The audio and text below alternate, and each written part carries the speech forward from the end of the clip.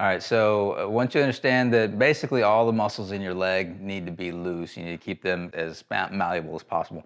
There are certain muscles in the low body that tend to be disengaged, and people stop using them altogether. In particular, turn sideways, Joe, is the gluteus maximus. Gluteus maximus is this muscle that goes from the top of the hip bone all the way down to about a third of the way down the femur. And its job is, one of its jobs is to extend the femur back. So extend back, Jolie. Right, so that movement back that way is that glute firing. I go back to neutral. And what happens is when that's not firing, you end up just lifting your leg instead of pushing the floor behind you. You reach for the floor in front of you, and it becomes this perpetuation of that hip flexor getting tighter and tighter. Another muscle is the gluteus medius. It's a pie-shaped muscle that has the crust of the pie here on the edge of the hip, and then it comes to a point right on the femur down there. And its job is to lift the leg out to the side, but it's also to laterally stabilize. When it's engaged, then you don't have this lateral shifting.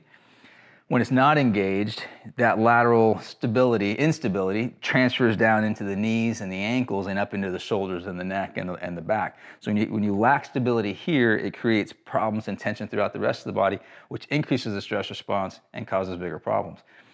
Some other muscles to pay attention to in the low body are biceps femoris, one of the muscles of the hamstring. It's the outer part of the hamstring.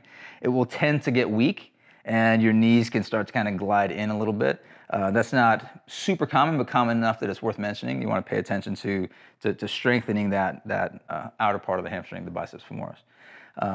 But primarily we want to work on the glute and getting this not only to be active, but to use it all the time. Because when you sit, if you lift your leg up, Jolie, like you're sitting, all right? So you see that muscle gets stretched, and then if you're sitting, you're compressing it. So relax. So when you stretch and compress a muscle, it loses force. So your brain actually stops trying to fire it, and it becomes this thing that just kind of becomes flaccid and stops working.